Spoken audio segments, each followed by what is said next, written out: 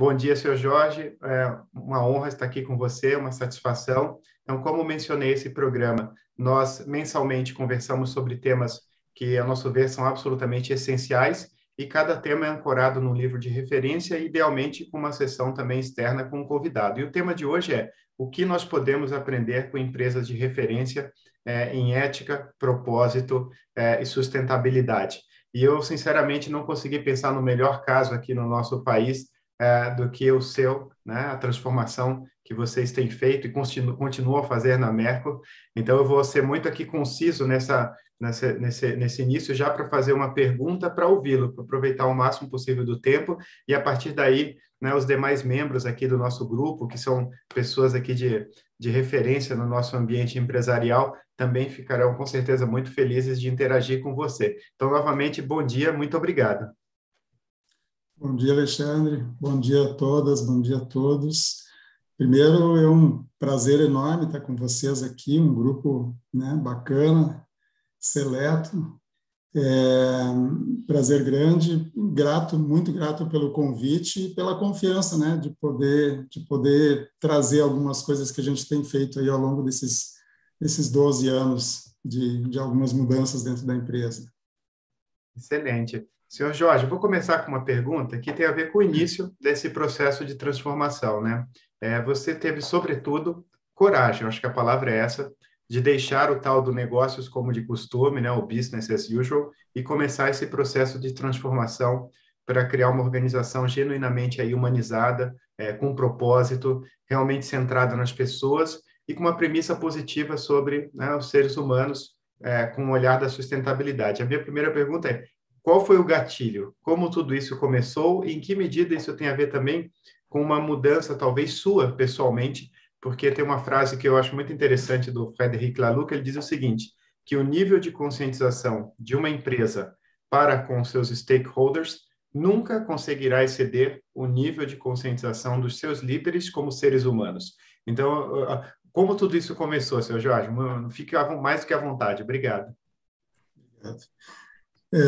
Bom, a gente vinha terminando um trabalho de reposicionamento de marca da Merco, com uma agência grande, já vinha trabalhando há mais de ano nesse processo, e quando chegou praticamente no final do trabalho, a gente olhava para aquilo ali e dizia assim, puxa, está muito bacana esse reposicionamento, mas parece que está faltando alguma coisa, está faltando dizer alguma coisa, porque parecia que estava tão diferente, estava tão distinto do que era antes, mas parecia que faltava dizer alguma coisa, né? E essa coisa que faltava dizer estava na essência das pessoas e, na verdade, estava lá na essência dos fundadores da empresa, né, em 1924. E então nós fizemos um processo de estudar um pouquinho o que vinha, o que passava na cabeça dos fundadores quando eles criaram a empresa, quando eles resolveram trabalhar com borracha na década, né, de 1920, o que significava isso para eles, o que eles queriam com isso. E, a partir daí, então, nós imaginávamos que a gente teria retomado a nossa identidade enquanto empresa, né? E eu acredito muito na identidade das pessoas e das empresas. Eu acho que as empresas todas têm identidade, elas só não conseguem demonstrar essa identidade muitas vezes, porque o mercado não nos permite, às vezes, essa identidade, e às vezes não permite que a gente tenha coragem, que o Alexandre trouxe aqui, né, de apresentar essa identidade, porque o mercado nos trata todos muito como iguais, né? Tanto que a grande corrida de todo empresário é como é que a gente se torna diferente do nosso concorrente, né? Então a gente sempre está buscando a diferença, mas a gente esquece de buscar a identidade, né? E talvez esse seja o ponto assim nevrálgico do nosso processo de mudança. Então, nós fomos entender um pouco o que os fundadores queriam, e, na verdade, eles queriam alguma coisa muito simples, que era atender às necessidades daquela época no mundinho que eles viviam aqui no interior do Rio Grande do Sul, né? Consertando pneus de equipamentos agrícolas, de automóveis daquela época. Então, e aí, a partir desse conhecimento, desse pequeno conhecimento que eles foram buscar, né, de tecnologia de borracha, de como mexer com borracha natural, a partir dali nasceu a Mercury, nasceu, né, todo um conjunto de produtos, mas sempre olhando para as necessidades das pessoas. E a gente buscou nessa identidade, então, trazer isso a bordo agora no século XXI, e pensa assim, mas como é que a gente faz isso numa empresa no século XXI, que está dentro das regras de mercado, né? O senhor todo-poderoso mercado, como é que a gente faz isso acontecer, né? E então nós fomos buscar uma consultoria que trabalhava com as questões de sustentabilidade, né? Que ela trazia, ajudava a montar uma estratégia de negócio a partir das questões da sustentabilidade. Fizemos todo um diagnóstico da Merco e descobrimos ali que a empresa estava super bem na área econômico-financeira, mas ela deixava bastante a desejar na área socioambiental, né? E até estava bem também na parte humana, porque a gente vive numa cidade pequena, no interior do Rio Grande do Sul, e a empresa acaba se tornando uma instituição importante para o local, né? E é muito característico nosso de ter famílias inteiras trabalhando dentro das empresas aqui na cidade, né? Aqui em Santa Cruz do Sul. Então, assim, na Mercury também acontece isso. Às vezes tem às vezes até 3 gerações trabalhando na empresa, né? Isso é muito bacana, né? Porque isso, de novo, fortalece a identidade da empresa e fortalece a identidade do indivíduo, né? O indivíduo traz também uma parte da identidade dele para dentro da empresa. E essa é a parte bacana da gente trabalhar essa questão humana, né? E a Mercury, de certa forma, tinha um trabalho interessante nessa questão humana, que vinha muito da questão da confiança dos colaboradores com a empresa, né? Com a empresa e com, digamos assim, com a família, né? Que mantém até hoje o controle da empresa. Então, existe um processo de confiança recíproco que facilitou, eu diria assim, essa questão, essa busca pela identidade própria da empresa, né?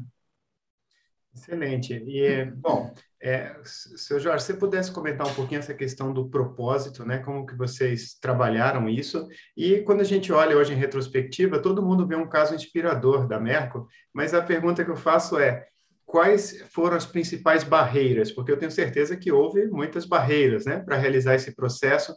E o que é preciso superar? Porque a gente mostra muitos casos positivos e todo mundo fala, eu gostaria de ser assim, mas não é tão simples. Então, como foi esse processo de transformação? Onde houve resistência, né? E, enfim, se pudesse comentar essa questão do propósito também, como é que vocês trabalharam isso, seria muito bacana. Bacana. Bom, a partir né, de reobter essa identidade da empresa, a gente começou a pensar assim, bom, mas então o que nós queremos, né? O que nós queremos enquanto indústria? Qual é o nosso papel enquanto indústria, né? Nesse mundo de negócios, né? E aí nós, a partir de muita conversa, nós chegamos à conclusão que nós queríamos trazer o bem-estar, né? Sustentabilidade socioambiental para nós significava bem-estar. Como é que a gente começa a entregar bem-estar para a sociedade? Não é o bem-estar individual, né?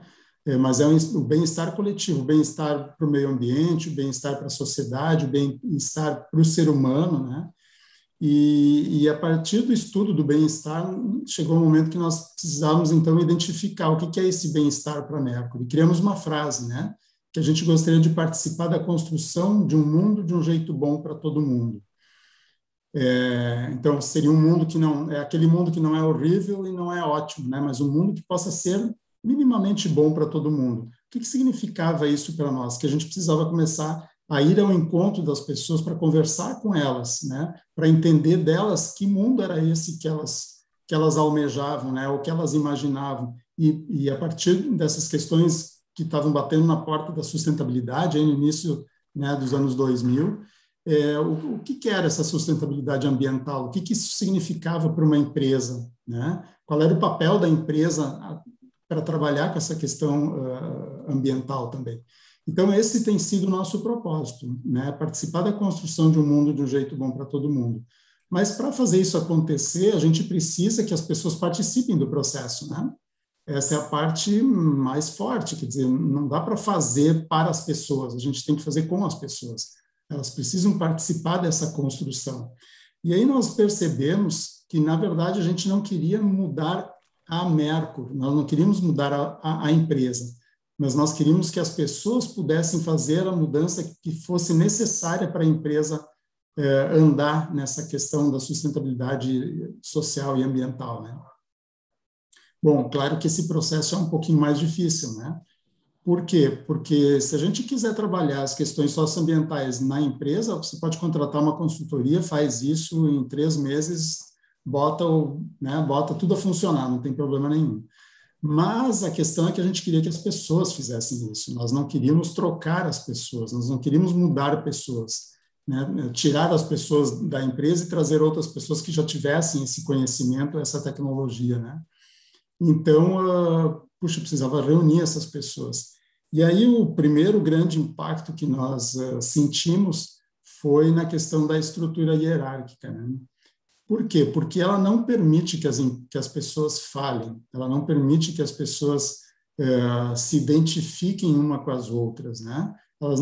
Essa estrutura hierárquica de poder, comando, controle, ela não dá abertura para conversa, né? Ela dá abertura para regras, para o jeito de fazer, é aquele, o diretor manda, os outros obedecem, está tudo certinho, né? Funciona maravilhosamente bem.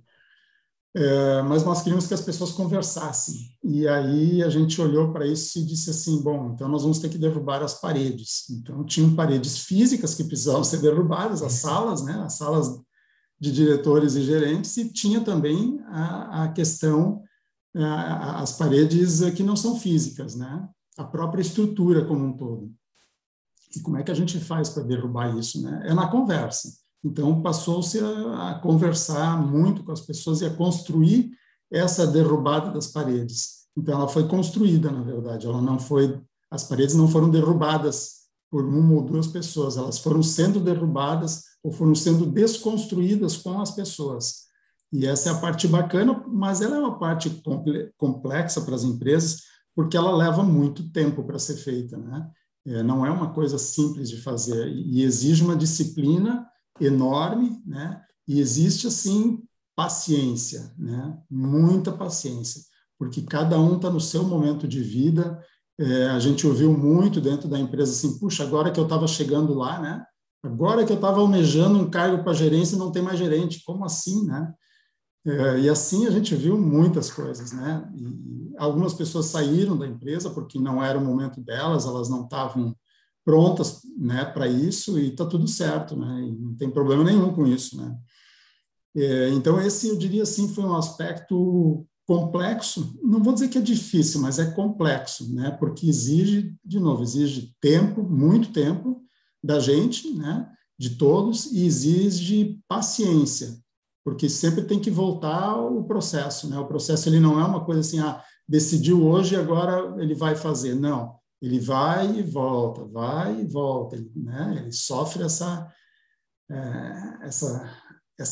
ele sofre com essa energia de ir e voltar, né? Porque um dia você acha que todo mundo entendeu, volta na segunda-feira, foi uma sexta-feira, todo mundo entendeu, maravilhoso. Segunda-feira você chega na empresa, está um caos de novo, né?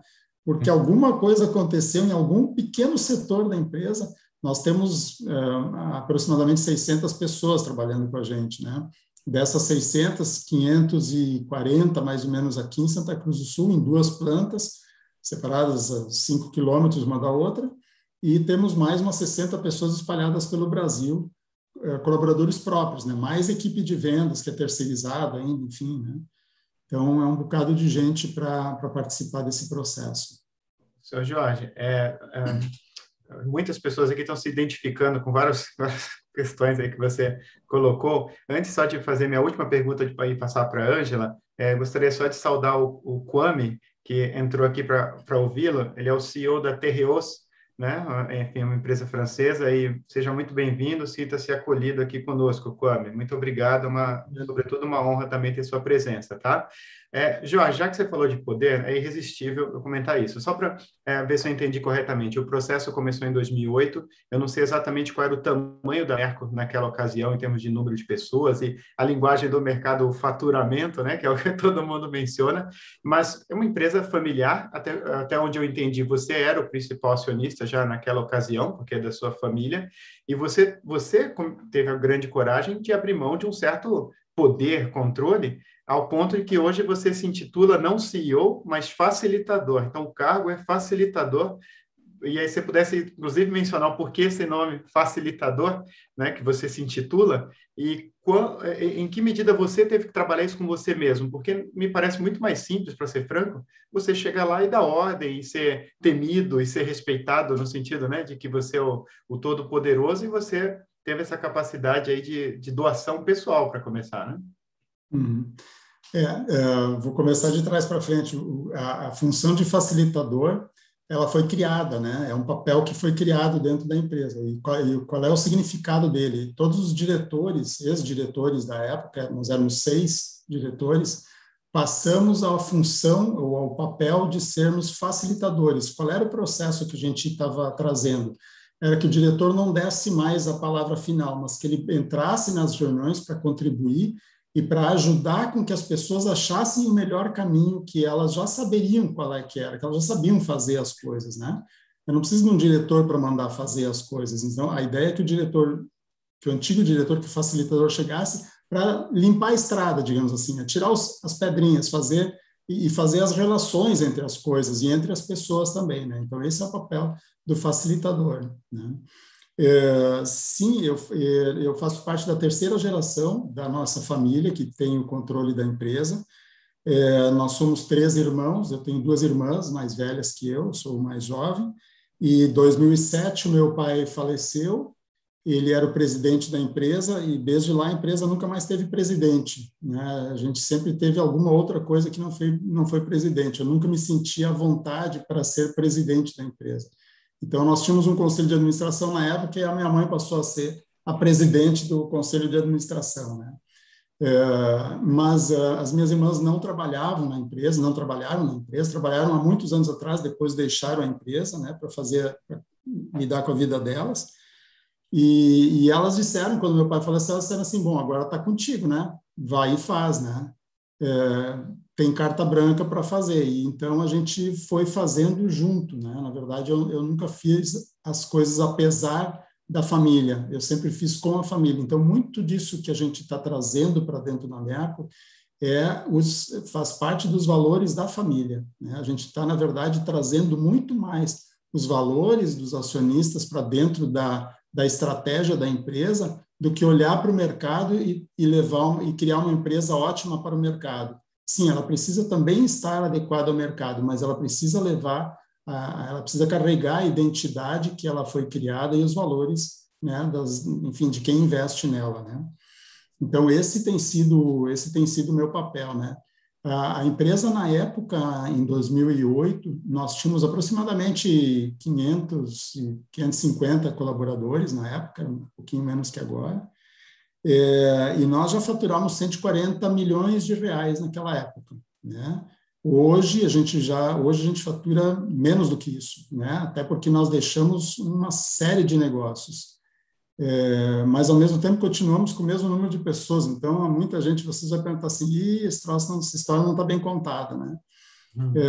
Mas é isso, a gente sempre que a gente fez mudanças dentro da empresa, a nossa prioridade é manter os empregos, né? Manter as pessoas trabalhando na empresa.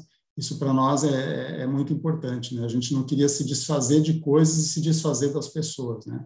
Então, existe uma rotação normal da empresa, né? Pessoas que vão saindo por aposentadoria, enfim, por achar que a empresa não é para elas e tal. Então, em alguns casos a gente faz a reposição, em outros casos não se faz a reposição, né? Mas esse é mais ou menos assim, os grandes números da Merco, né? Excelente. Ângela? Bom dia, senhor Jorge. É uma grande honra estar aqui com o senhor, falando conosco. Eu utilizo muito o caso da Mercury, então eu estudo bastante o caso, utilizo muito o caso quando eu quero lecionar sobre ESG para os meus alunos. Então, casos positivos, casos inspiradores. Então, de vez em quando, se o senhor for olhar aí no site da Mercury, a coisa deve bombar em alguns meses, é porque está tendo muito aluno pesquisando. E eu tenho muitas perguntas, algumas o senhor já respondeu, então essa questão eu tinha uma dúvida sobre o convencimento da família em relação a toda essa mudança estrutural, o senhor já disse que isso faz parte dos valores e que é a família que está imprimindo cada vez mais esses valores, né? Então, me sobram aí mais outras duas questões. A primeira é, na sua percepção, que tem uma visão muito genuína da inclusão de fato, né? De incluir os colaboradores para dentro, de lhes dar autonomia, de incluir os clientes quando a gente pensa na diversidade, quando a gente pensa nas pessoas com deficiência que devem usar os produtos. Então, vocês trouxeram, né, as APAES, as próprias pessoas com deficiência, os professores e tal, para dentro, de fato, do processo de criação. Então, vocês têm uma noção muito genuína do que é inclusão, de fato. Então, por isso eu gostaria de saber, na sua percepção, em primeiro lugar, é possível ter inclusão para valer, mantendo uma estrutura hierárquica tradicional, na sua visão, na sua percepção? Essa é uma primeira, tá? Então, se dá para ter inclusão com estruturas hierárquicas tradicionais. E a segunda bom, vocês tiveram, assim, grandes... o senhor mencionou essa questão de sair de alguns produtos, né? Sair de alguns setores e tal. Então, tem um caso né? Casos muito emblemáticos, por exemplo, não lidar com o setor de armas mais, né? Também não produzir mais produtos licenciados com personagens para crianças, justamente porque isso estimula um consumo, né? Estimula o consumismo para crianças que são completamente indefesas em relação a esse consumo, né? E isso tem bastante a ver com essa questão do bem-estar que o senhor mencionou, e de um outro livro que eu queria fazer o gancho, do Pro-Social, que nós vimos que quando faz bem para um grupo e não faz bem para o grupo de cima, então a questão tem que ser descontinuada. Só faz bem se for, né, bom para o nosso grupo, para a nossa equipe aqui imediata, e se fizer grupo para a equipe maior, e se fizer, né, e se for bom para a organização como um todo, e se além da organização isso se expandir e fizer bem para, né, para a sociedade, para o meio ambiente, enfim, para todo o ecossistema, né? É interessante quando eu menciono esse caso de descontinuar os produtos e tal, alguns alunos pegam e me questionam, poxa, mas eles não poderiam continuar fazendo de uma outra forma e tal? E eu falo, bom, mas se eles perceberam que você usar personagens nas escolas faz com que as crianças mais se excluam, né, e gerem uma competitividade em vez de uma cooperação e de uma inclusão, em que medida se não faz nem bem para o consumidor, né, para o inicial, que é o direto, a criança, como é que vai fazer bem para o restante, né? Então, também a outra questão é, em que medida essa decisão gerou impactos também financeiros, mas que vocês entenderam que isso seria absolutamente necessário porque iria contra os valores.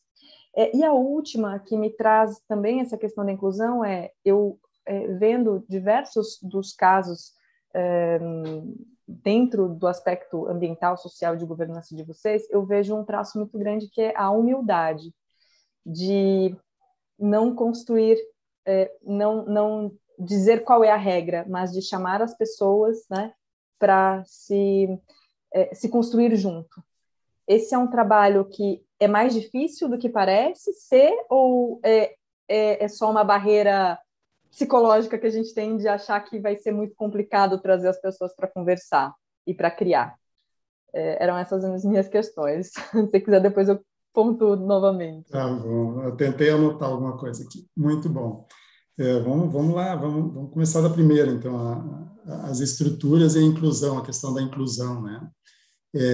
Bom, essa foi uma descoberta nossa, né? Talvez em algum outro local a estrutura hierárquica não impeça, né, que se façam as coisas. A questão é que a gente entendeu, nós entendemos que as mudanças não estavam acontecendo como a gente imaginava que elas pudessem acontecer, né? Nós já vimos fazendo alguns trabalhos, em 2008 iniciamos alguns trabalhos dentro da empresa, buscando trazer mais materiais renováveis, né? Construir produtos com matérias-primas mais renováveis, buscar mercados, né, que impactassem de forma mais positiva o meio ambiente, não tão negativa, né?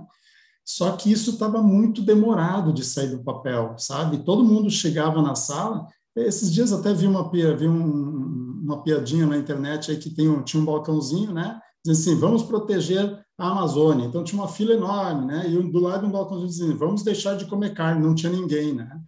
Então é assim, né? A gente jura que quer fazer, mas quando chega lá de fazer, a gente não sabe como fazer, né? Então a estrutura, nós entendemos que a estrutura hierárquica estava realmente impedindo que a gente avançasse, né? E talvez a gente até pudesse avançar mantendo a estrutura, mas aí teria que ser na base do cumpra-se, né? Olha, agora é lei, nós vamos fazer isso. E a gente não queria fazer isso, a gente queria que as pessoas tivessem por elas mesmas, né, a vontade de executar as coisas, né? Então, que elas mesmas pudessem buscar materiais mais renováveis para criar produtos com matérias-primas renováveis, né? Mas a coisa não acontecia, sabe? Por quê? Porque não existia espaço para essa conversa dentro da empresa. O espaço ainda era focado no mercado, no negócio, né? No vamos ganhar dinheiro. Então, quando a gente desmontou a estrutura, parece que desmontou também essa regra número 1 do mercado, que é ganha-se dinheiro em primeiro lugar. Depois a gente olha para as outras coisas, né? Então, tivemos que derrubar a estrutura para isso. Se outra empresa conseguir fazer sem mexer nisso, que bom, né? Mas eu acho bem complicado. Para nós foi bem difícil, né? Então, esse é um primeiro ponto, né? O segundo ponto, que tem até muito a ver com isso, é deixar alguns mercados, deixar alguns negócios. A gente começou esse negócio dos produtos escolares foi muito simples, né? Na verdade, nós montamos uma reunião com alguns pedagogos e professores em São Paulo, puxado pelo Instituto Paulo Freire, que vinha nos ajudando a construir os nossos espaços de aprendizagem dentro da Merco, né? E puxamos essa conversa e a primeira pergunta com esses professores e pedagogos foi assim: a Mercur hoje tem produtos para a educação, para a escola. O que a gente faz de bom e o que faz de ruim, né? Como é que a Mercur pode ajudar e como é que a Mercur atrapalha hoje com os produtos que ela tem? E a Mercur, naquele momento, era a empresa no Brasil que tinha o maior número de produtos licenciados. Nós tínhamos o maior número de licenças e o maior número de produtos licenciados no Brasil, né? E eram licenças maravilhosas, né? Sim, muito fortes no mercado infantil. E os professores foram, assim, direto, né? Olha, licença tem a ver com produto infantil, tem a ver com brinquedo. Brinquedo é uma coisa, material escolar é outra coisa. Esse é um primeiro ponto. O segundo ponto é que vocês estão causando bullying dentro das escolas. Por quê? Porque tem as crianças que podem ter aquele produto e tem as crianças que não têm acesso àquele produto. Ou porque os pais não podem comprar, ou por vários outros motivos, né? Mas existe essa questão. E um terceiro ponto é que torna as crianças consumistas, né? Porque hoje eu tenho até vergonha de dizer isso que a gente fazia, né? Mas a gente fazia borrachinha de apagar com figurinhas de vários automóveis do Hot Wheels, que é uma licença famosa no mercado de brinquedos, né? Então a criança podia comprar até 13 borrachinhas de apagar para ter todos os modelos, né? Só que a criança vai usar 2 borrachinhas no ano, né? Para apagar os seus erros, mas ela comprava 13 para ter todos os carrinhos, né?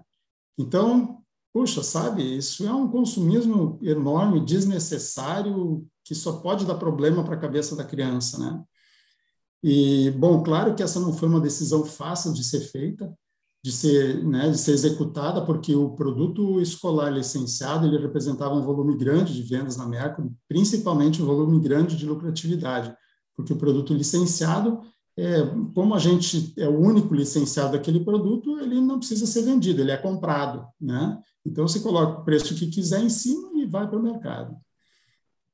E a gente levou um tempo, mais de um ano, para poder tirar esses produtos, né? Na verdade, foram 2 anos que a gente levou para tomar a decisão de sair desse mercado. E aí, sim, quando a gente saiu, foi um baque na área de faturamento, né? A gente perdeu em torno de 12% do nosso faturamento já no primeiro ano, né, que a gente parou. Então, a gente terminou um período de volta às aulas que tem no material escolar, né? Quando terminou volta às aulas, a gente tirou de linha aqueles produtos. Então, no ano seguinte, a gente teve impacto de aproximadamente 12% de faturamento, né? Mas a lucratividade caiu um pouquinho mais porque eram produtos muito lucrativos. Então, claro que a decisão foi difícil, levou 2 anos para tomar a decisão, porque ninguém quer perder 12% do seu faturamento, ninguém quer perder lucratividade, né? Mas à medida que você está convencido de que aquilo que você está fazendo mal para as pessoas, chega uma hora que, assim, não tem mais como segurar a coisa, né? Você não consegue mais dormir com aquele negócio ali. Poxa, eu estou vendendo, eu estou ganhando dinheiro com uma coisa que está prejudicando uma outra pessoa. Não faz mais sentido para a gente, né? Então tira mesmo. E aí foi feito. E assim foram outros produtos que a gente foi tirando de linha, né? Foi descontinuando, e claro que o faturamento foi caindo. Mas a coisa interessante é que a empresa estava naquele momento, em 2008, nós vimos numa fase de crescimento tão grande, e tão sustentada e tão forte economicamente que sustentou a empresa por muitos anos, né? Então, hoje ainda a gente tem uma economia, a gente tem uma saúde econômica muito interessante, né? Eu diria que uma saúde financeira maior que a econômica, né? Bem interessante. Então, o que a gente está fazendo nesse momento, mais especificamente, é um trabalho muito forte de inovação dentro da empresa, né? Porque a gente entendeu que essa inovação social ela precisava acontecer antes. Fizemos essa inovação social para que as pessoas pudessem participar de um ciclo de inovação da empresa, e agora estamos caminhando, então, nessa inovação da empresa como um todo, né? A gente está revendo a empresa como um todo, o que ela vai ser, na verdade, daqui para frente, né? Porque com os produtos que tinha, vai ser bem complicado, né? E aí você falou, Ângela, da questão da humildade, do construir junto, né? Do fazer junto com as pessoas, né? E eu acho que isso, eu diria assim, não é uma questão de humildade, né? É uma questão de necessidade para os nossos olhos, né? A gente entende que a gente só vai conseguir construir um mundo que possa ser bom para todo mundo se as pessoas conseguirem participar dessa construção desse mundo. Porque senão é assim, eu faço alguma coisa imaginando que isso é o bem daquela pessoa, mas não necessariamente é isso que ela está precisando, é isso que ela está querendo, ou isso que ela está almejando, né, para a vida dela. Então, a gente precisa trazer as pessoas a bordo para poder, para que elas possam dizer para a gente, né, olha, precisamos sim fazer essa mudança, ou caminhar desse jeito. Então, isso passou a ser para nós uma questão de prioridade, né? Nós temos isso como um compromisso, tem até lá no nosso DNA, ele aparece como um compromisso da empresa, unir pessoas e organizações para construir soluções sustentáveis, né? Porque a gente acredita nisso, e a gente até construiu um laboratório de inovação social dentro da empresa para juntar as pessoas fisicamente. A pandemia nos atrapalhou um pouco, mas a gente usou bastante antes da pandemia, né?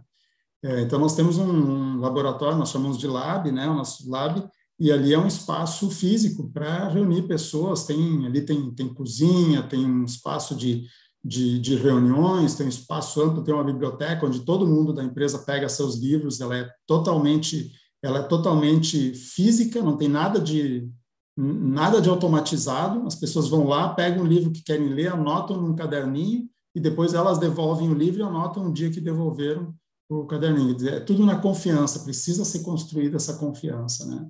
E as pessoas participam dessa construção. Essa que é a parte mais bacana, né? Porque essa confiança, ela só se sustenta efetivamente se a pessoa participar da construção dela, senão ela não se sustenta, senão é alguém dizendo que aquilo vai acontecer, né?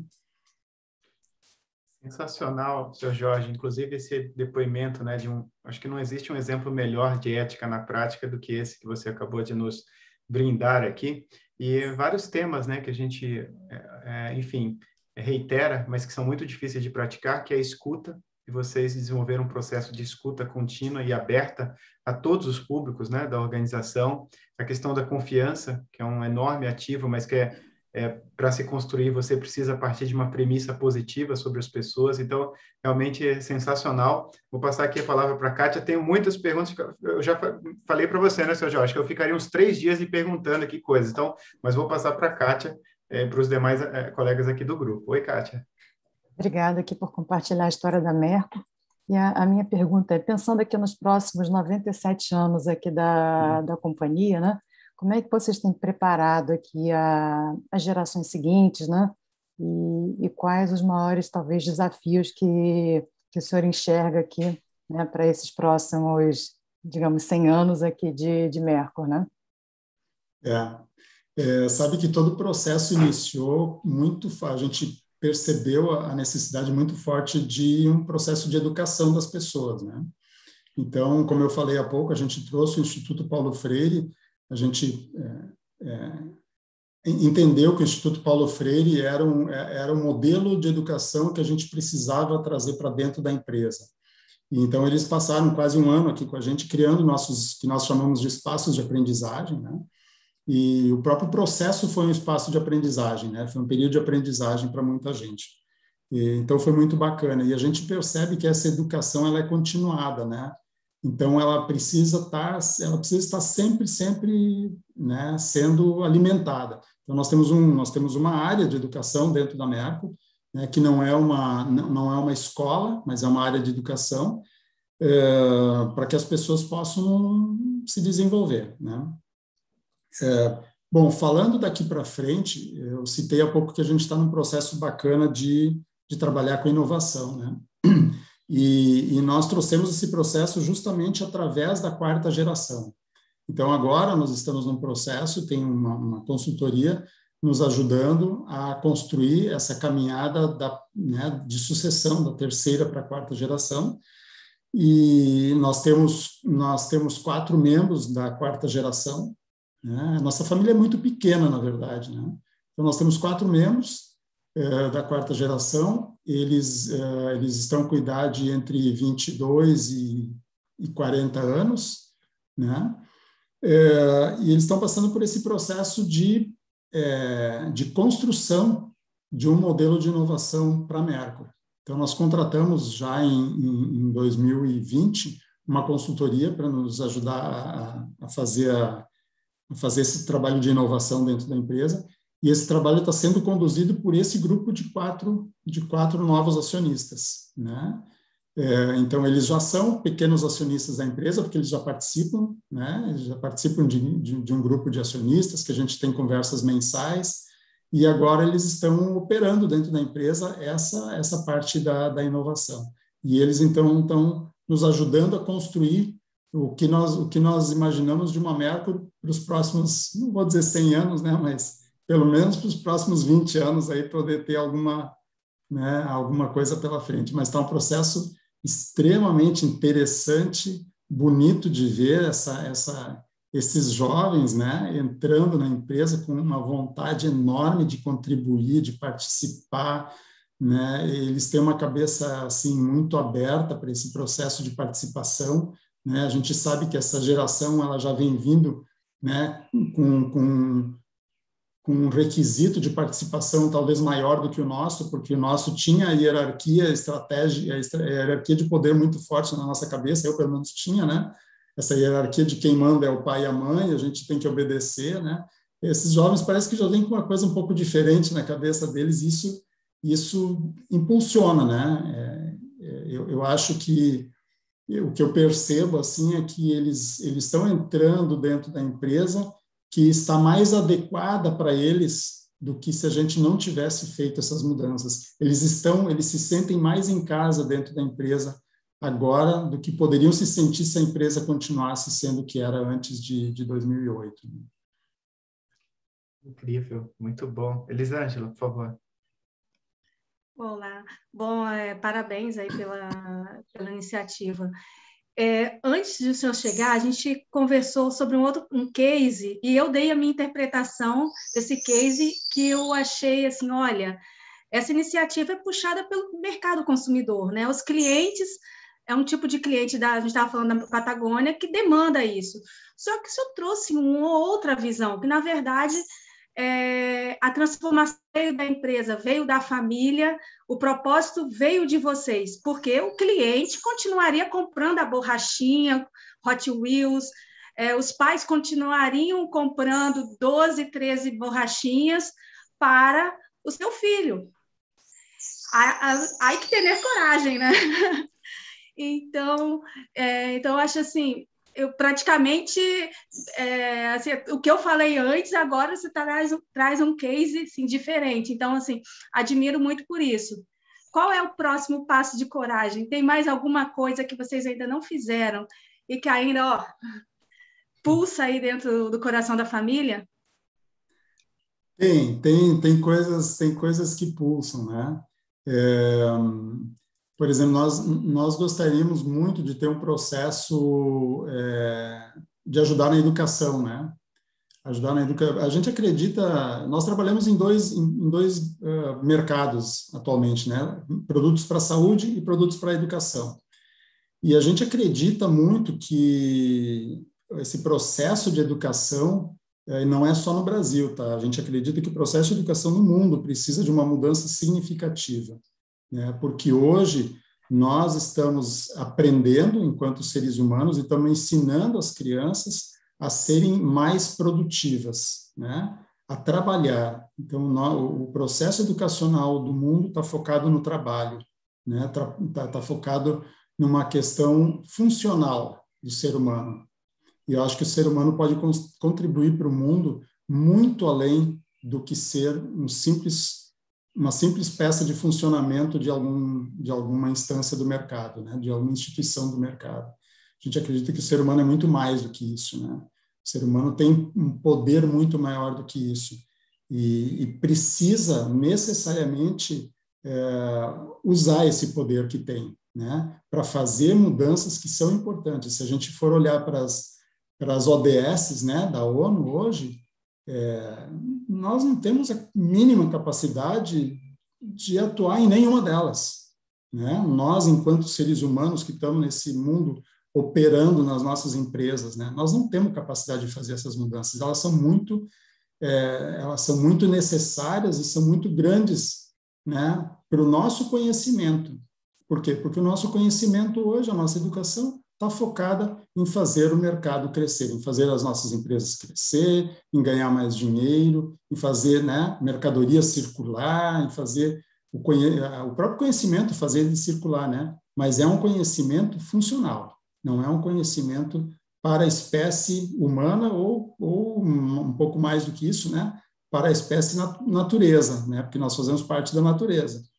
Então, eu acho que essa educação precisa mudar. E a gente gostaria imensamente de poder participar dessa mudança. A gente ainda não entendeu muito bem como, mas nós estamos procurando alguns caminhos aí para investigar esse nosso futuro. Mas é uma das coisas que a gente tem assim uma vontade enorme de participar. Bom, Jorge, vou passar aqui para o Tiago, mas que você mencionou, e se a gente puder retomar em algum ponto, essa questão do crescimento, né? É a obsessão pelo crescimento. E que, se você não tiver muito cuidado, isso te domina também, porque, de certa maneira, é a forma de você mostrar que tem valor, que tem sucesso, quanto cresceu. E como a gente lida com isso, né? Porque o crescimento é visto como uma solução para todos os males, até para casamento. Quer dizer, olha, o dia que a gente tiver uma casa maior, com mais coisas, a gente vai ser mais feliz. Então, crescer é a solução, né? É vista como a solução. E aí vou passar para o Tiago, mas olha, eu compartilhei com o grupo uma entrevista sua para o País, que o título realmente é marcante, né, da sua entrevista, que é "Os empresários não podem ser batedores de carteira". E realmente é algo uma frase forte, mas absolutamente essencial, que a gente precisa conversar sobre ela. Oi, Tiago. Parabéns. Que experiência, né? Que compartilhamento maravilhoso.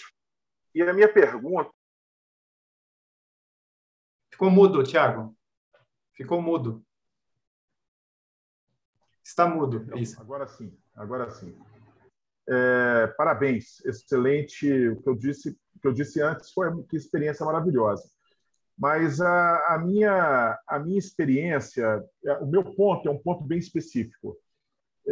Eu presido aqui em BH um conselho curador, pro bono, obviamente, que apoia pessoas com HIV e AIDS. São duas coisas diferentes, né? O HIV a pessoa tem o vírus, mas não desenvolveu a doença. A AIDS é quando a pessoa já desenvolveu a doença. Tiago, seu áudio está muito difícil de conseguir escutar, ele está robótico. Se der para você fechar e abrir de novo, talvez melhor. Mau contato, talvez, do fone. No começo estava bom, aí... Ficou melhor agora? Sim, agora sim. Perfeito. Eu estou achando que é o mau contato mesmo. O que eu disse foi que eu presido aqui em BH um conselho curador, pro bono, que apoia pessoas com AIDS e HIV, né? A pessoa que tem o HIV, ela tem um vírus, mas não desenvolveu a doença ainda, que é a AIDS. E quando nós vamos atrás de apoio, né, e temos aí uma rede de apoiadores, vivenciamos uma experiência curiosa. Muitos querem apoiar, mas muitos não querem a publicidade de que apoiam. Então é curioso, é até uma situação sui generis, porque você quer fazer o apoio, mas você não quer a marca do seu produto associada à causa, porque é uma causa que, por si só, tem aí um viés que pode ser entendido como polêmico. Então, é um público que, toda vez que a gente apoia LGBTQ+, a gente tem aí essa visão do preconceito. Não é? E você trouxe uma coisa muito interessante, você deixou de ter um lucro em função do bullying, né, que você percebeu que estava acontecendo nas escolas. E aí eu não poderia deixar de fazer essa pergunta, né? Isso está no radar de vocês? É uma situação que em algum momento passa por essa agenda de vocês, né? A diversidade chegando ao ponto de se enfrentar questões relacionadas a esse tema, para que a gente possa trabalhar também uma inclusão com responsabilidade, mensagens sendo passadas com mais responsabilidade, né? trazendo um nível de provocação, mas, ao mesmo tempo, um nível de vinculação a uma causa que não é simples. Então, assim, é uma pergunta pela experiência que vejo aqui, e, ao ver a sua fala, eu não poderia deixar de fazê-la, porque estou vendo que você tem uma visão um pouco bem diferente daquela visão tradicional, né? Bom, Tiago, obrigado pela questão. A Mercury está, não sei se é casualmente, mas nós estamos, nesse momento, trabalhando num projeto que chamamos de diversidade ampliada, né? O que é isso? É um projeto. A gente sentiu a necessidade de trabalhar a questão da diversidade dentro da empresa. A nossa empresa ela já tem uma diversidade relativamente grande para uma empresa que não é muito grande no interior do Rio Grande do Sul, uma cidade de 120 mil habitantes. A gente já tem uma diversidade bem extensa dentro da empresa, mas nós queríamos entender essa diversidade e queríamos estimular que ela acontecesse. Por quê? Porque a gente acredita que a diversidade faz parte do nosso planeta, né? E ela é fundamentalmente necessária para se construir esse mundo de um jeito bom que a gente quer ajudar a construir, ou que a gente quer participar da construção. Então, a diversidade ela é fundamental para que a gente consiga desenvolver esse capítulo, né? Esse tema.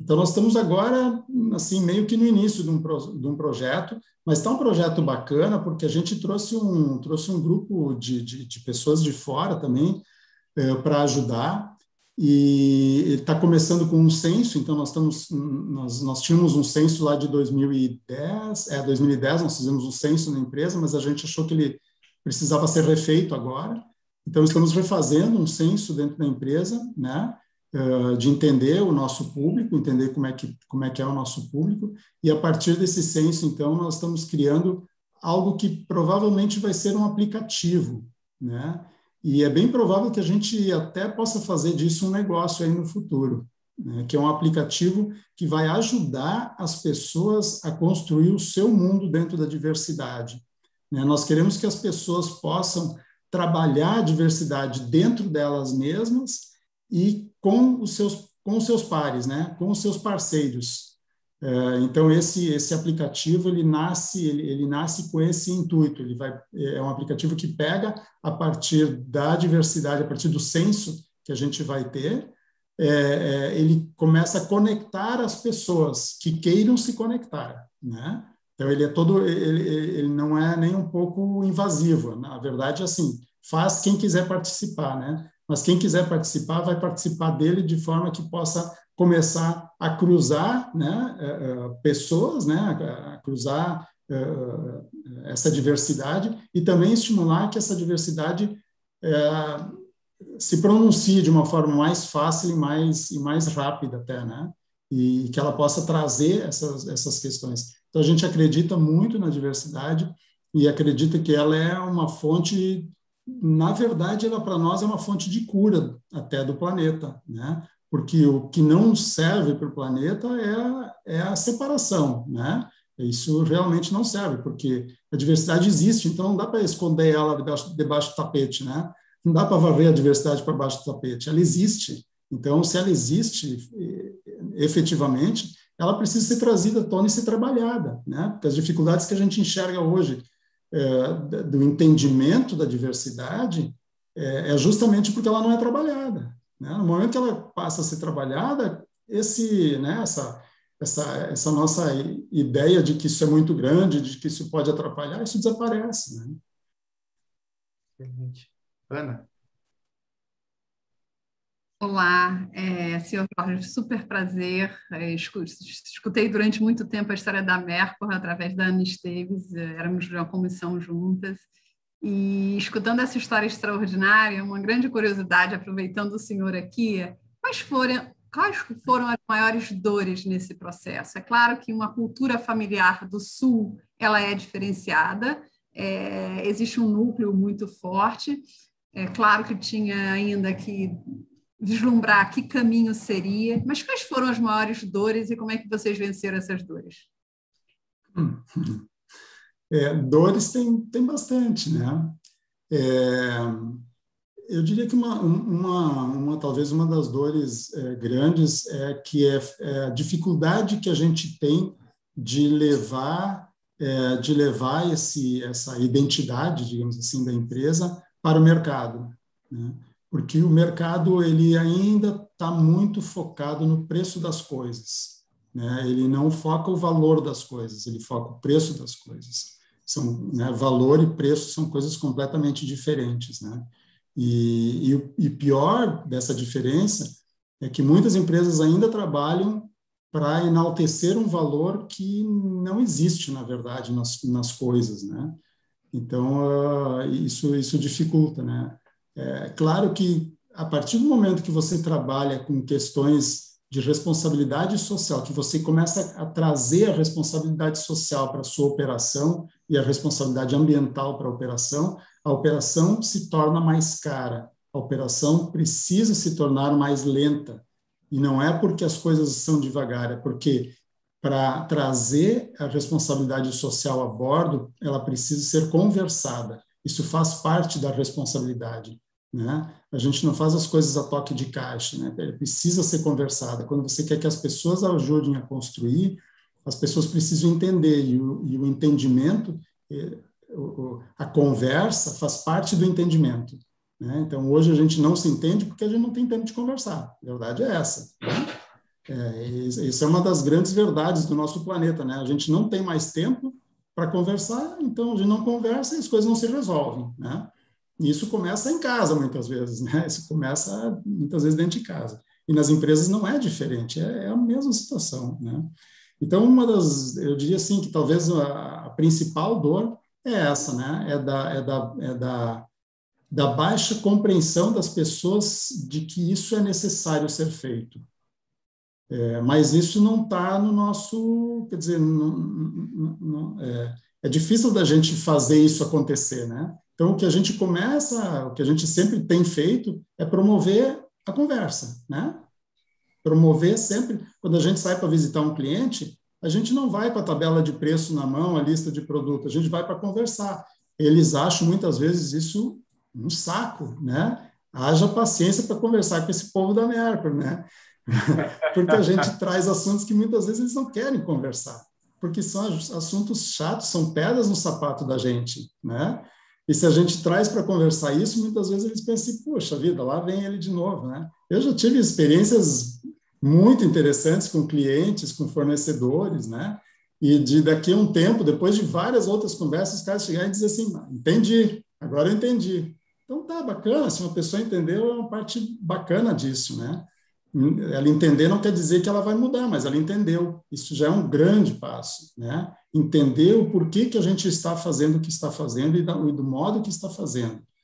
Então, e a dificuldade muitas vezes é da gente mesmo poder explicar isso. E o tempo, né? O tempo é um dificultador, porque parece que o nosso dia está cada vez com menos tempo, né? Não sei se as horas estão correndo mais rápido ou não, mas está faltando tempo, né? E esse tempo ele é fundamental para que a gente possa conversar sobre as coisas que a gente quer construir. Senão a gente não constrói, senão a gente simplesmente faz, né? A construção precisa de tempo, precisa de entendimento, precisa de uma pavimentação aí de entendimentos, né? Senhor Jorge. Excelente. Excelente. A Ângela vai fazer uma pergunta, mas acho que, no fundo, quando a gente fala conversar, a gente está falando de uma reflexão conjunta, né? A palavra reflexão, que é muito difícil quando você está numa rotina frenética, sempre correndo ou para apagar um incêndio ou para bater uma meta. E eu acho que tem uma questão fundamental aí, que é o sistema de incentivos. Em que medida o sistema de incentivos hoje é mais parte do problema do que da solução, induz as pessoas a um comportamento irrefletido, só de mais e mais e mais, e de venda de qualquer maneira, e deixar o passivo para frente, depois a gente vê os eventuais problemas. A Ângela vai fazer a pergunta, mas como é que vocês trabalharam essa questão do sistema de incentivo, como mudou isso na Mercury, e os indicadores, né? Porque tudo começa com os indicadores que se utiliza e no final das contas, eu imagino que vocês também tenham revisitado muito do que é o conceito de sucesso e quais são os indicadores desse conceito de sucesso. Ângela, desculpa, eu acabei interrompendo sua pergunta, peço desculpas. Sr. Jorge, pode responder e aí depois eu faço um fechamento aqui. Obrigada. Tá bom, tá joia. Bom, os planos de incentivo foi uma das primeiras coisas que a gente entendeu que precisavam ser cortados dentro da empresa, né? Por quê? Porque eles nos incentivam ao crescimento, muitas vezes sem uma noção do resultado desse crescimento, né? Então, até hoje a gente ainda tem algumas questões com algumas pessoas, né? Porque entendem que esse incentivo é necessário. Mas o incentivo, na verdade, seja qual for, né? Ele acaba incentivando que a gente cumpra números, né? Ou cumpra objetivos, né? E esses objetivos, a dificuldade de entender de quem são esses objetivos e para quem eles são importantes, né? Porque normalmente quando você quer incentivar que alguma coisa aconteça, é porque alguém do outro lado não está deixando aquilo acontecer. Então é porque alguém não está querendo que aquilo aconteça. Então você está indo contra alguma coisa, né? Então, assim, um dos primeiros incentivos que a gente começou a cortar foi no mercado. A gente pagava comissão para balconista de farmácia. Faz sentido? Eu sei que muitas empresas fazem isso e continuam fazendo. O mercado farmacêutico é focado nisso, né? Vende mais remédio B mais do A do que o B, porque o A incentiva mais, né?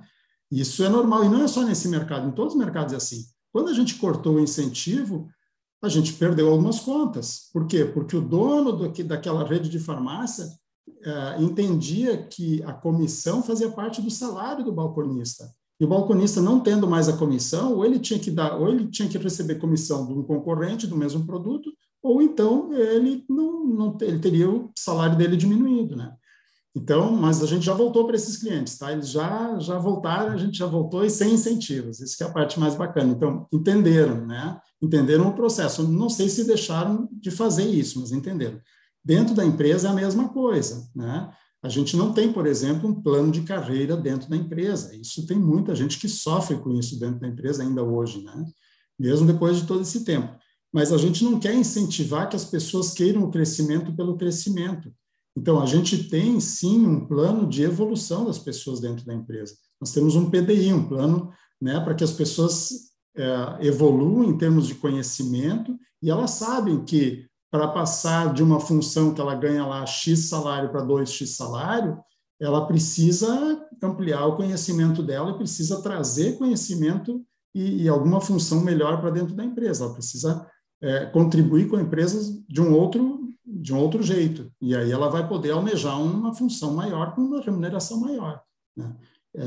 Então, esse gatilho do incentivo que a gente precisa cuidar, porque se você está incentivando uma coisa é porque alguém não está querendo que aquilo aconteça, né?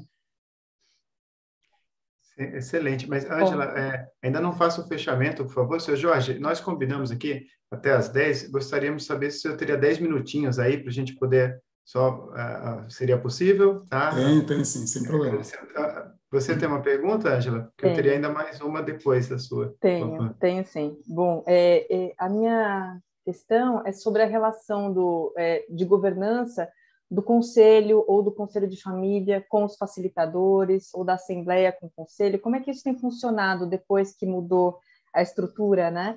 E como funciona atualmente o conselho, quantas pessoas da família, se tem pessoas de fora, enfim. Essa é uma pergunta, efetivamente. E a outra já é um agradecimento pelo presente maravilhoso de escutar esse caso, de escutar essa história, de ver, né, um grupo de pessoas realmente engajado com a educação, né? A educação aí na sua essência maior de levar o ser humano para um outro patamar, né, de evolução. Que a gente vê tanto na formação da Mercur, quando alfabetizava os adultos, né, as pessoas ali que precisavam, até agora evoluindo com a diversidade e construindo com as pessoas. Então, e fazendo as reflexões, né, fazendo perguntas, porque eu acho que faz parte desse processo se perguntar. A gente viu no caso da Patagônia, né, o fundador se perguntava, bom, mas o que a gente está fazendo de errado? E vocês também se perguntaram o que a gente está fazendo de bom, o que a gente está fazendo de ruim? Eu acho que tem que ter esse questionamento e essas reflexões para se ter um comportamento ético em todos os sentidos. Então, gostaria de agradecer novamente, demais, de coração mesmo, foi uma manhã extraordinária, e eu deixo essa última minha pergunta aqui, senhor. Obrigada. Bom, muito obrigado, Ângela. Bom, a questão da família, do conselho, o conselho de administração que nós tínhamos, nós encerramos ele há uns 2 anos atrás. Por quê? Porque ele, na verdade, não fazia mais muito sentido para nós. A presidente do conselho, que era minha mãe, ela já não tem mais nem vontade, nem condições, ela está com 88 anos, ela, né, tem várias dificuldades, está bem de saúde, mas tem várias dificuldades. Então, a gente encerrou o conselho, mas mantivemos as reuniões de acionistas. Então, nós mantemos as reuniões de acionistas, né? E agora, com esse advento da chegada da 4ª geração, é que nós resolvemos retomar essa questão da governança, porque a gente acredita que nós precisamos fortalecer a governança da empresa para que ela possa avançar, né? Há pouco, quando a Kátia perguntou sobre os próximos 97 anos, né? Sim, precisa fortalecer a questão da governança, até porque os poucos ex-diretores que sobraram já estão em fase de saída da empresa, né? Nós temos lá no nosso estatuto da empresa que aos 65 anos nós precisamos sair da operação, né? Então, nós estamos preparando um grupo novo de facilitadores para tocar a operação da empresa, mas, ao mesmo tempo, estamos preparando os acionistas da 4ª geração e estamos preparando também os acionistas da 3ª geração, que somos eu e minhas irmãs, né, a sermos acionistas de verdade, né, a sermos realmente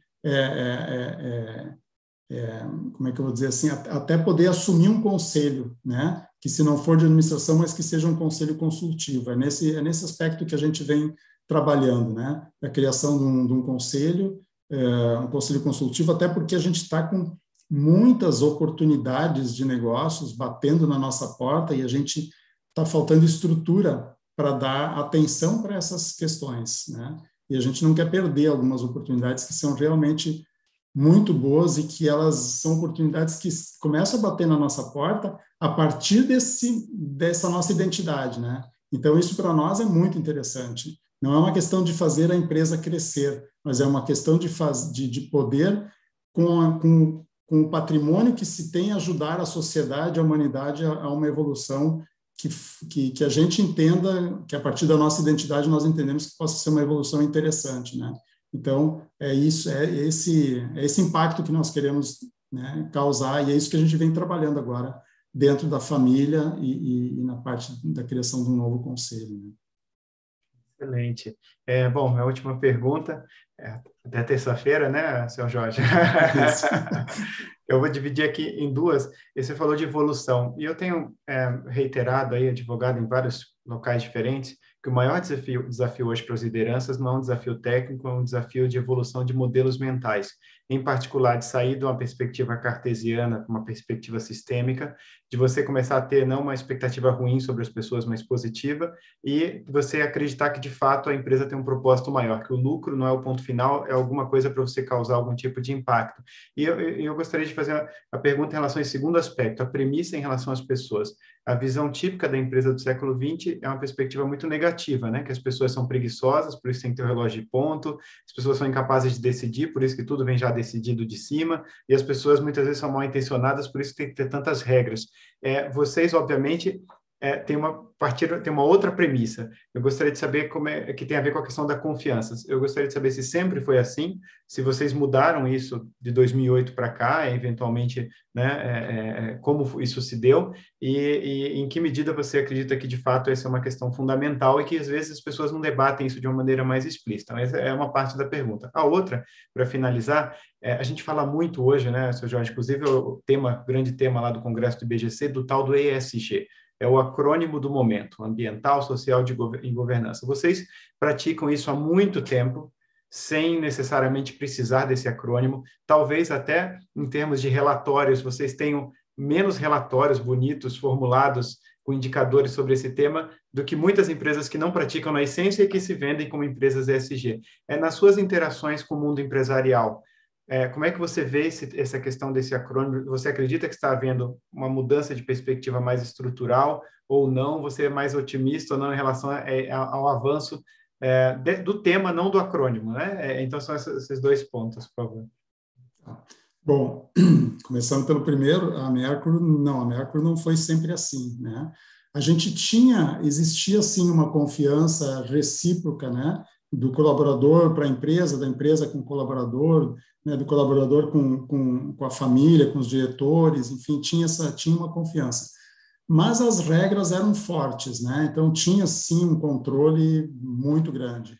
E a partir do momento que a gente começou a trazer os colaboradores para construir algumas coisas novas, esse controle pôde começar a ser desligado. E não é porque a gente achava que ia perder o controle. Não é por isso. Mas é que na cabeça das pessoas o controle da segurança, até de quem é controlado, né? Às vezes mais de quem é controlado do que para quem controla.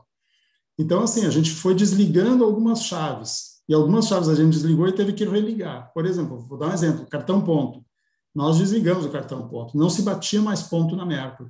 Só que aí começou a bater um trabalho excessivo na área de pessoas, né? Nós chamamos de talentos humanos, né? A burocracia Por quê? Porque alguém queria continuar controlando a entrada e a saída das pessoas, né? Então, volta o cartão ponto, automatizado agora, né? Então, as pessoas batem ponto, já não tem mais aquela... Então, tem uma estrutura muito flexível de bater ponto, né? Nosso processo de trabalho é bastante flexível, né? Então, a gente trabalha com banco de horas e as pessoas utilizam muito o banco de horas e é nessa confiança mesmo, né? Que a gente trabalha. Mas a confiança, a gente adquire a confiança e pode começar a desligar controles a partir do momento que as pessoas passam a ajudar na construção das coisas que antes eram controladas, né? Vou dar outro exemplo. A gente criou um grupo de 40 pessoas para reconstruir o nosso programa de participação dos resultados, porque eles estavam insatisfeitos com o nosso programa. Os colaboradores estavam insatisfeitos com o programa. Então, nós juntamos 40 pessoas, né, uma pessoa de cada área da empresa, para formar um grupo, e trabalhamos com esse grupo durante aproximadamente 11 meses, para criar um plano novo de participação dos resultados, né? Então, à medida que tu vai construindo com as pessoas, tu pode desligar esses controles, porque elas não precisam mais ser controladas, elas fizeram parte da construção, né? Então, fica muito mais fácil, né? Então, esse é um ponto que a gente acha que, sim, a sociedade precisa de menos controle, mas não é tirar o controle, né? É fazer com que aquele controle possa ser discutido pelas pessoas, né? Para ver se ele faz sentido ou se não faz sentido. Eu acho que esse é o ponto mais importante. O ponto mais importante não é ter ou não ter o controle, mas é a discussão sobre por que se tem o controle. Esse é o ponto forte da questão, né? E a questão do ESG, bom, eu acho que ela é uma espécie de uma burocracia, né, que está vindo a bordo aí das empresas e está tomando um espaço grande em algumas empresas, inclusive com investimentos grandes, né? E eu acho que ele faz bem, né? Eu acho que para a sociedade como um todo ele faz bem, porque essa transformação que a gente precisa, se a gente olhar lá para as ODS da ONU, a gente precisa fazer uma transformação muito grande, mas ela não vai ser feita de uma forma radical, então ela precisa ser feita de alguns passos.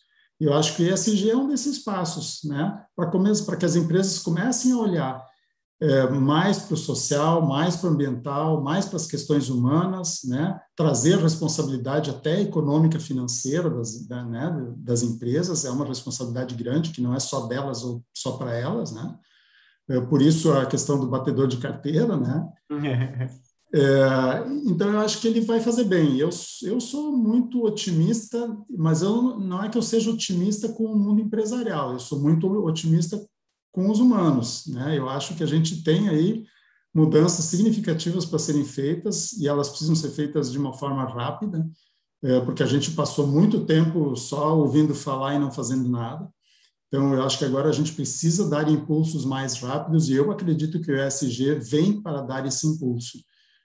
Mesmo que ele seja de uma forma, em alguns casos, obrigatória, né? Em alguns casos vai acontecer, como em tudo na vida, só para inglês ver, né? E isso faz parte, né? Mas outro dia eu estava com um consultor argentino numa live, e aí ele falou de uma coisa que eu achei interessante, que nós precisamos de menos storytelling e mais de story doing, né? Então eu achei bem interessante essa fala dele, né, de que a gente precisa arregaçar as mangas e trabalhar mesmo nessas questões que são importantes para a sociedade como um todo agora, né? Excelente. Seu Jorge, só palmas para você, muito obrigado por toda a trajetória, toda a coragem, acho que sobretudo é coragem, né? De se aventurar num certo desconhecido, porque é sair do automatismo. Como você falou, é fácil falar, mas é difícil fazer. Tenho certeza que ao longo desses anos foram muitos e muitos desafios. Então, uma grande alegria, uma honra aqui, posso falar com certeza em nome de todo o grupo, um evento marcante para todos nós e que possamos aí nos reencontrar no futuro, espero que não distante, além de terça-feira, e novamente, assim, o sucesso, acho que da Merco é um sucesso para todos nós, porque mostra que existem outros caminhos que vale a pena perseguir em todas as dimensões e que vai nos dar uma percepção, um sentimento de legado, de contribuição, de que a gente fez algo que tem sentido, né? Que eu acho que é o que todos nós buscamos. Então, muito obrigado novamente e até a próxima. Obrigado. Muito obrigado, gente. Um grande prazer estar com vocês. Um abraço grande. Obrigada.